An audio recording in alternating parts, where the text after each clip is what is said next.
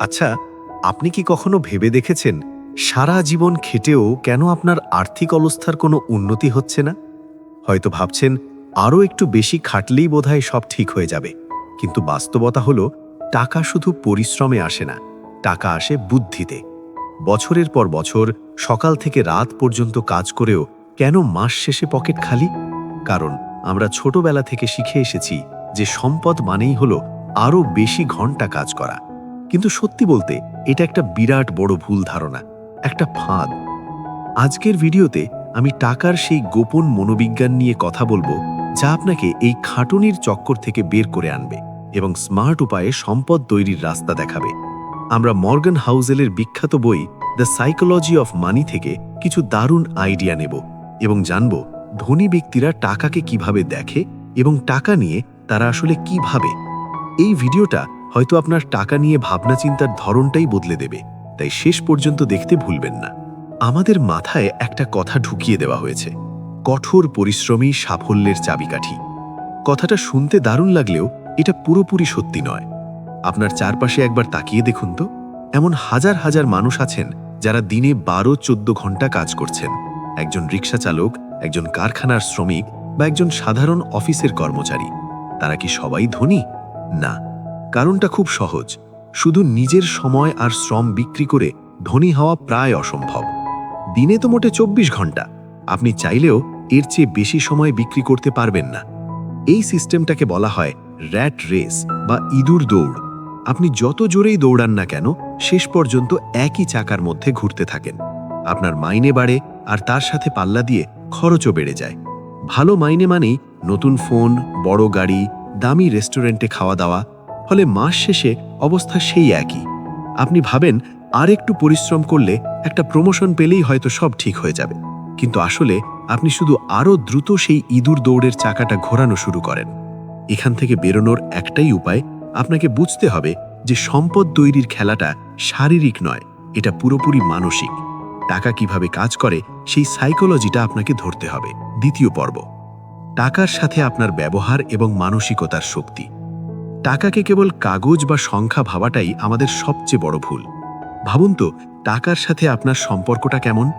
Morgan হাউজেলের বইটির মূল কথাই হলো, আর্থিক সাফল্য আপনার ইন্টেলিজেন্সের ওপর ততটা নির্ভর করে না যতটা আপনার ব্যবহারের ওপর করে। টাকা সেই সব মানুষের কাছেই থাকতে ভালোবাসে যারা তাকে সম্মান করে, তাকে বেড়ে ওঠার সুযোগ দেয় এবং শান্ত মাথায় তাকে নিয়ে ভাবে। যখনই কেউ লোভে পড়ে হুট করে কোনো সিদ্ধান্ত নেয় বা ভয় পেয়ে তার সব জমানো টাকা বিক্রি করে দেয়, টাকা যেন তার থেকে মুখ ফিরিয়ে নেয়। অন্যদিকে যে মানুষ টাকাকে বোঝে, ধৈর্য ধরে এবং আবেগের বশে নয় বরং যুক্তি দিয়ে সিদ্ধান্ত নেয়, টাকা চুম্বকের মতো তার দিকেই আকৃষ্ট হয়। আপনার চরিত্র যেমন, টাকার সাথে আপনার সম্পর্ক ঠিক তেমনই গড়ে উঠবে। যদি আপনার মধ্যে ধৈর্য আর শৃঙ্খলা থাকে, টাকা সেটাকে কয়েক গুণ বাড়িয়ে আপনাকে সম্পদশালী করে তুলবে। এখন প্রশ্ন হলো, এই মানসিকতা কিভাবে তৈরি করবেন? চলুন সম্পদ তৈরির এমন কিছু মানসিক নিয়মাবলী জেনে নিই, যা আপনার চিন্তার ধরনই বদলে দেবে। তৃতীয় পর্ব, সম্পদ তৈরির মানসিক নিয়মাবলী। সম্পদশালী হওয়ার পথে প্রথম মানসিক বাধাটি হল লোভ। যখনই আপনার মনে হবে আমার আরও চাই, তখনই কিন্তু বিপদ ঘনিয়ে আসছে। দ্য সাইকোলজি অফ মানি বইটির একটি গুরুত্বপূর্ণ ধারণাই হল নেভার এনাফ বা কখনো যথেষ্ট নয়। ধনী হওয়ার দৌড়ে অন্যদের সাথে নিজেকে তুলনা করা একটা ধ্বংসাত্মক খেলা। হয়তো আপনার বন্ধুর নতুন গাড়ি হয়েছে বা কোনো আত্মীয় নতুন বাড়ি কিনেছে, এটা দেখে আপনারও মনে হতে পারে আমারও এটা চাই। কিন্তু এই প্রতিযোগিতার কোনো শেষ নেই। আপনার চেয়ে ধনী কেউ না কেউ সব সময়ই থাকবেই। এর সমাধান হলো, নিজের জন্য একটা লক্ষ্য ঠিক করুন। আপনার ঠিক কত টাকা প্রয়োজন এবং কেন প্রয়োজন সেটা পরিষ্কারভাবে কোথাও লিখুন। যখন আপনি সেই লক্ষ্যে পৌঁছে যাবেন, তখন থামতে শিখুন। অন্যের দৌড় দেখে দৌড়াবেন না, নিজের দৌড়টা দৌড়ান। এরপর আপনাকে বুঝতে হবে টাকা জমানোর আসল ক্ষমতাকে। আমরা প্রায়ই ভাবি আয় বাড়ালেই বুঝি ধনী হওয়া যায়, কিন্তু টাকার মনোবিজ্ঞান বলে আপনার আয়ের চেয়েও বেশি গুরুত্বপূর্ণ হলো আপনি কত টাকা সঞ্চয় করছেন। একজন মানুষ মাসে 5 লক্ষ টাকা আয় করেও মাস শেষে শূন্য হাতে থাকতে পারে যদি তার খরচও 5 লক্ষ টাকা হয়। সঞ্চয় মানে শুধু টাকা জমানো নয়, সঞ্চয় আপনাকে দেয় আসল স্বাধীনতা। ভাবুন তো, আপনার চাকরিটা যদি হঠাৎ চলে যায় আর আপনার কাছে যদি 6 মাসের খরচের সমান টাকা জমানো থাকে, আপনি শান্ত মাথায় একটা নতুন চাকরির জন্য প্রস্তুতি নিতে পারবেন। সঞ্চয় আপনাকে ঝুঁকি নেওয়ার সাহস যোগায় এবং জীবনের অপ্রত্যাশিত ধাক্কাগুলো সামলানোর শক্তি দেয়। তাই আপনার আয় যেমনই হোক না কেন, শুরু থেকেই জমানোর অভ্যেস করুন। যদি এই কথাগুলো আপনার ভাবনার জগতে একটুও নাড়া দিয়ে থাকে, তাহলে প্লিজ ভিডিওটা এখনই একটা লাইক করে দিন। আপনার একটা লাইক আমাকে এমন আরও ভিডিও বানাতে অনেক উৎসাহিত করে। আর টাকা নিয়ে আপনি কি ভাবেন সেটা কমেন্টে জানাতে ভুলবেন না। চ্যানেলে নতুন হলে অবশ্যই সাবস্ক্রাইব করুন, কারণ জীবন বদলে দেওয়ার মতো এমন অনেক আলোচনা এখনও বাকি। সম্পদ তৈরির জন্য সবচেয়ে জরুরি হলো ধৈর্য। আমরা এমন একটা সময় বাস করি যেখানে সবকিছুই ইনস্ট্যান্ট। এই মানসিকতা নিয়ে যখন আমরা টাকা কামাতে আসি, তখনও আমরা দ্রুত ধনী হওয়ার উপায় খুঁজি। কিন্তু সম্পদ রাতারাতি তৈরি হয় না। এটা একটা ম্যারাথন, 100 মিটার দৌড় নয়। ধৈর্যের সবচেয়ে বড় পুরস্কার হলো চক্রবৃদ্ধি বা কম্পাউন্ডিংয়ের জাদু। সহজ ভাষায় চক্রবৃদ্ধি মানে হলো আপনার লাভের ওপর আবার লাভ হওয়া। যারা দ্রুত ধনী হতে চায় তারা এই চক্রবৃদ্ধির শক্তিকে কাজে লাগাতে পারে না, কিন্তু যারা ধৈর্যে হারে তারা জানে যে সময় তাদের সবচেয়ে বড় বন্ধু। একই সাথে জীবনের কোনো কিছুই একেবারে নিখুঁত পরিকল্পনা মাফিক চলে না। তাই আর্থিক পরিকল্পনা করার সময় সবসময় ভুলের জন্য কিছুটা জায়গা রাখতে হবে। একে বলা হয় মার্জিন অফ সেফটি।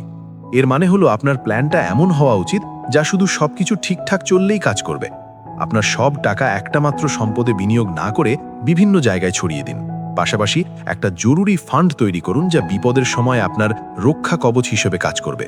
সবশেষে মনে রাখবেন, আসল সম্পদ সেটাই যা চোখে দেখা যায় না। রাস্তায় একটা দামি গাড়ি দেখে আমরা ভাবি, বাহ, লোকটা কি ধনী, কিন্তু আমরা যা দেখছি সেটা আসলে লোকটার খরচ। সম্পদশালী হওয়া আর ধনী দেখানোর মধ্যে আকাশ পাতাল তফাৎ। আসল সম্পদ হলো সেই টাকা যা আপনি খরচ করেননি। সম্পদ হলো আপনার বিনিয়োগ, যা নীরবে আপনার জন্য আরও টাকা তৈরি করছে। পরের বার যখন কোনো দামি জিনিস কেনার শখ হবে, নিজেকে একবার প্রশ্ন করুন, এটা কি আমার সত্যি দরকার, নাকি আমি শুধু অন্যকে দেখানোর জন্য কিনছি? চতুর্থ পর্ব, মানসিকতা থেকে বাস্তবে প্রয়োগ এবং চূড়ান্ত ভাবনা। এই নিয়মগুলো শোনার পর হয়তো আপনার মনে হচ্ছে, সবই তো বুঝলাম, কিন্তু বাস্তবে কি করব? আসল কথা হলো, একবার যদি আপনার মানসিকতা ঠিক হয়ে যায়, তখন সঠিক পদক্ষেপ নেওয়াটা অনেক সহজ হয়ে যায়। শুরু করার জন্য আপনার আয়ের অন্তত 20% সঞ্চয় করার একটা লক্ষ্য ঠিক করুন এবং মাসের শুরুতেই সেই টাকাটা আলাদা একটা অ্যাকাউন্টে পাঠিয়ে দিন।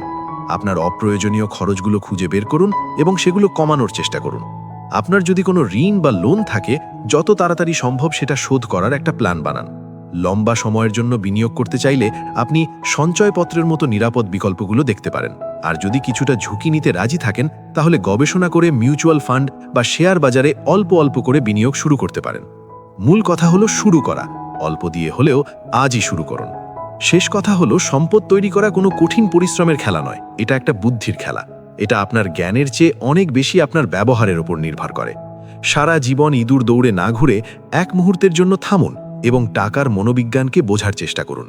লোভকে নিয়ন্ত্রণে রাখুন, ধৈর্য ধরতে শিখুন, সঞ্চয়কে আপনার সেরা বন্ধু বানান, ভুলের জন্য প্রস্তুত থাকুন এবং ধনী দেখানোর মোহ থেকে বেরিয়ে আসুন। এই মানসিক পরিবর্তনটাই আপনাকে কঠিন পরিশ্রমের চক্কর থেকে বের করে সত্যিকারের আর্থিক স্বাধীনতার দিকে নিয়ে যাবে।